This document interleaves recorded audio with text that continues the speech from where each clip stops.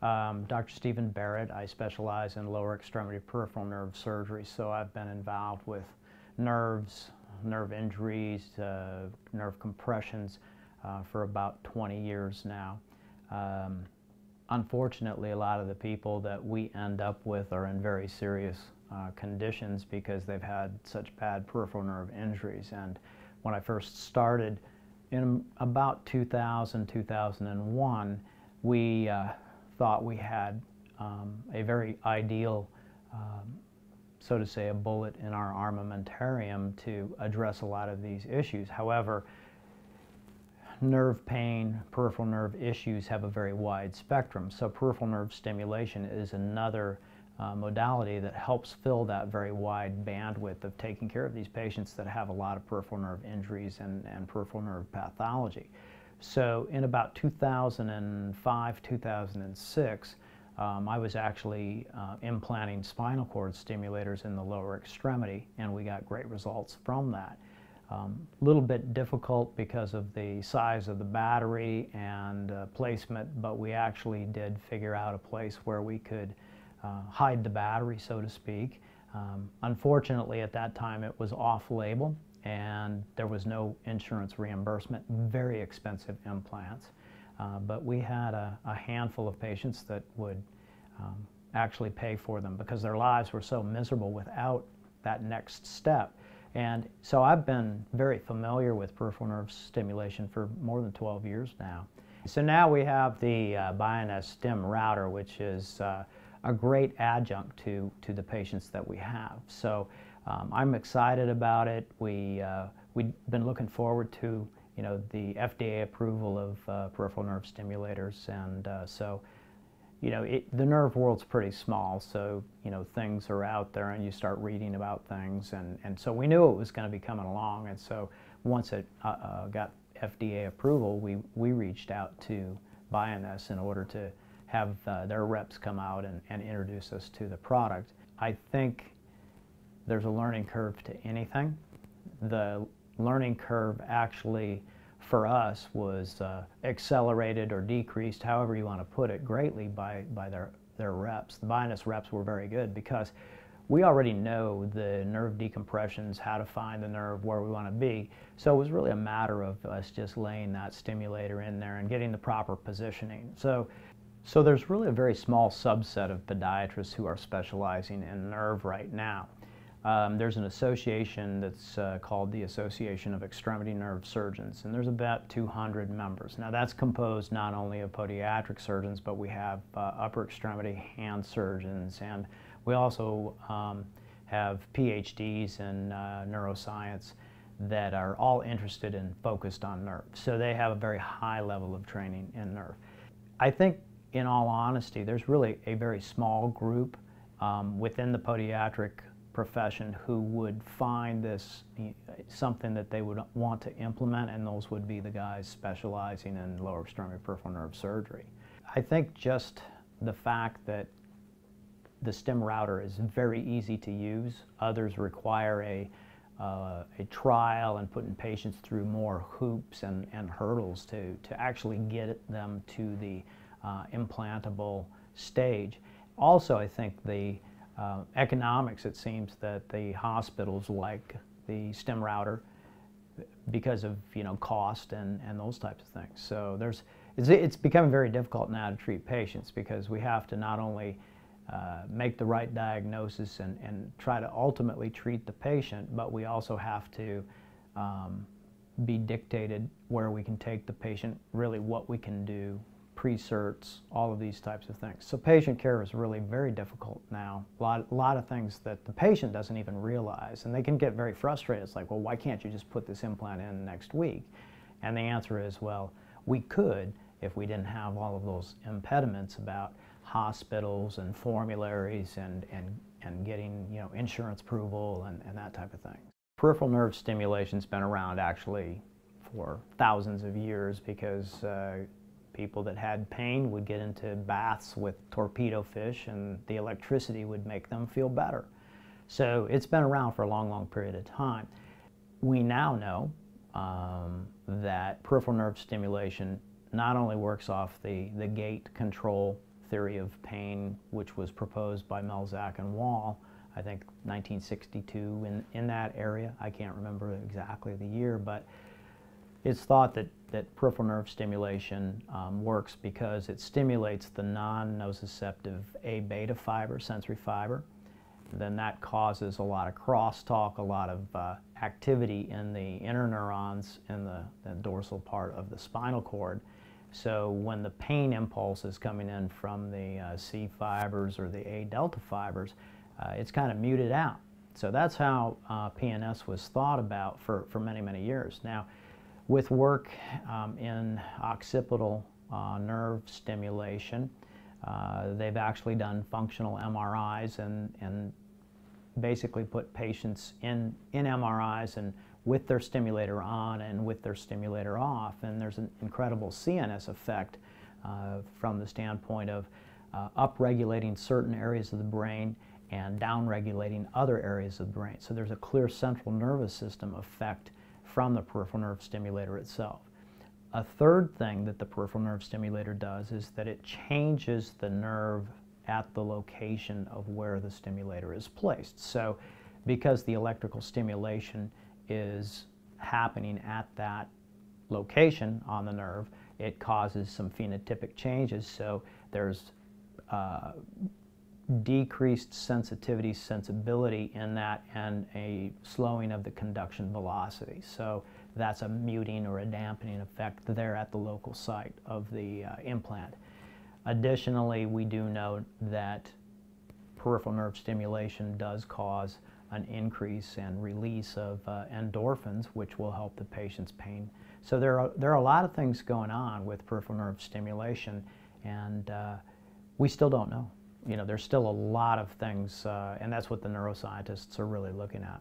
So the tibial nerve innervates the entire plantar aspect of the foot, and because there are so many injuries, peripheral nerve injuries that involve the distribution of the tibial nerve, we're able to now, with the StimRouter, be able to take care of that peripheral nerve injury or compression that's been there for a long, long period of time that's created a very significant chronic pain state for that patient.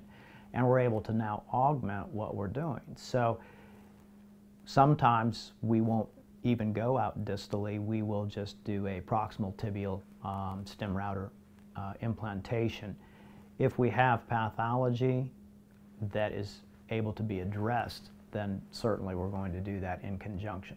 These are complex cases, so the more we have to give that patient, it just gives us more weapons to try to fight that chronic pain that that patient's in. There's another psychological aspect as well, because we know that there's a huge interplay with peripheral nerve injury and CNS effects on the brain, depression, anxiety. Very quickly, if you take a rat sciatic nerve and you put a tight band around it, you're going to see changes in neurotransmitters. So it's really very unusual where you'll find somebody that's had long-standing peripheral nerve injuries that are not somewhat depressed or some component of anxiety. So if we give that patient some type of additional pain management, and the beauty about this is they have some control over it. So humans basically like to be able to be in control.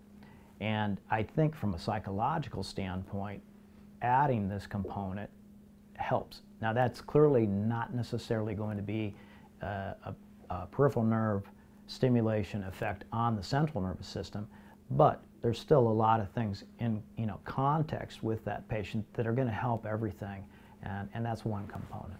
We can cover almost the entire lower extremity with an implantation of the tibial nerve with a StimRouter, and higher up at the common perineal or common fibular nerve with those two. And I have several patients where we've actually put in 2 StimRouters so that we could cover virtually the entire distal lower extremity.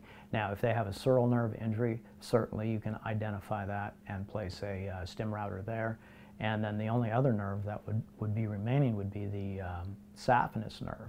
And the saphenous nerve, fortunately, isn't involved so much with a lot of the pathology that we see. However, There are saphenous nerve injuries from bunionectomies that we will denervate the saphenous nerve in the lower 1/3 of the leg, and that is a very easy procedure to do and a very easy application for the StimRouter. So essentially, just by knowing our anatomy, we can virtually cover the entire lower extremity. So I think your primary indications are anything that has caused injury to a peripheral nerve in the lower extremity, as well as patients that have had long-standing superimposed nerve compressions due to a metabolic abnormality such as diabetic peripheral neuropathy. We have actually used it more for cases where a denervation is required, meaning that we have to disconnect that nerve and implant it into another area. Denervations from a patient standpoint have a much higher degree of postoperative morbidity. Those are procedures that usually we do very well with, and they're very different than denervations. When we denervate a patient, it's there's just a much higher preponderance of postoperative morbidity. These patients are already in pain, and now when we cut the nerve and translocate it in, some other muscle group, it's sort of like having pain on pain. So it's almost, if I can get that patient covered from a reimbursement standpoint on a denervation, I'm putting them in on every denervation patient, because it just adds that extra layer of protection for me and gives that patient just one more level to help attack their chronic pain. Now, decompressions are a little bit different, because when you decompress a nerve, it usually responds very well. However, there is a subset of patients that are decompression candidates for peripheral nerve stimulation, and those are people that have been in very serious chronic pain for a long period of time. So when you have a nerve that's compressed, let's say diabetic peripheral neuropathy, for example, it's an edematous neuropathy, which means that because they're not handling their glucose well, there's this pathway called the Sorbitol Pathway, which basically glucose ends up inside the nerve, causes the nerve to swell. Where the nerve goes through tight tunnels, it then has a focal nerve compression. A lot of people get in trouble because they say, well, they're going to surgically treat diabetic peripheral neuropathy, and that's absolutely wrong. What you're doing is you're decompressing a focal nerve entrapment in a patient that has a metabolic disease. Now, in diabetes, for example, in the general U.S. population, about 2% will develop carpal tunnel syndrome. In diabetic patients, it will range anywhere from 14 to 28%, depending on which article you look at. And you have to ask yourself, well, why would a patient with diabetes have such a high level of carpal tunnel syndrome? And the answer is because their nerves swell, and where that median nerve needs to go through the carpal tunnel, that's just a natural site of entrapment. So there's no actual nerve damage per se, except well, there is nerve damage, but it's not like an injury where a nerve has been lacerated. There is focal demyelination, but the peripheral nerve can repair itself pretty well. People who have compressed nerves have different types of symptoms, and they have different expressions. You can take two people with the exact same metabolic compression, and one patient will complain that they can't feel anything, and the other patient will complain of horrible burning and chronic pain, they can't sleep, these types of things. So there's different manifestations of the same nerve entrapment. So in the decompression subset of patients, we're implanting the StimRouter in patients that have had long-standing chronic pain, not the ones that are just insensate, that we're worried about ulceration, potential amputation, those types of things, where we're trying to reestablish sensation to that patient's foot. So that's where we're delineating it a little bit more. Whereas it's pretty simple. In a denervation case, if I'm doing a revision on something, then I'm going to implant the StimRouter. Now, if it's a revision decompression, it goes without, we're going to put that that implant in and be able to peripherally stimulate that patient's nerve because they've had a preceding surgery. So they're at a higher level of difficulty. I think that, you know, the risk with the StimRouter is really pretty minimal. I think it's so low that it shouldn't even factor into your equation when you're trying to treat these complex nerve injuries. Anytime you put something in, there's always the potential for infection. You're obliged pretty much when you put something in and leave it in that you're going to have to give them some antibiotics. So maybe a complication would be, well, I have to give that patient some, you know, intraoperative antibiotics, and I'll mess up their gut microbiome for a couple of weeks. So, but from a complication standpoint, I think really it's very, very small. If someone just felt that they wanted it out, you could certainly take it out with pretty, you know, fairly ease, because when we anchor our lead in the placement that we want, we use an absorbable suture. So about 3 weeks, 4 weeks, that's dissolved. So if I have to take it out, I can take it out. So I don't really deal much on the economic side, but I do know that the hospitals are not going to approve it unless they're able to get reimbursement for it. So I do know that it is reimbursable. From a spinal cord, if you want to compare spinal cord stimulators cost to StimRouter, it's a fraction. The answer is if I can take care of the patient and get them out of pain, we usually do all right on the reimbursement side, so I've always focused on patient outcome. And this particular implant is not unaffordable for patients. And so if their benefits wouldn't cover it, a lot of people will say, well, gosh, you know, my life really isn't so good right now. Why would I not want to invest it? They probably, if they took a trip to Europe, it would cost more than what it would cost them to have that StimRouter placed. So I think it's a very beneficial thing, and economically it seems to make sense. And you also have to factor in, well, patient might be able to function better now, may be able to go back to work, wasn't working before. So it could be a very good cost-benefit trade-off. When I was doing my MBA, and my program was for physicians and dentists, so it was concentrated on healthcare.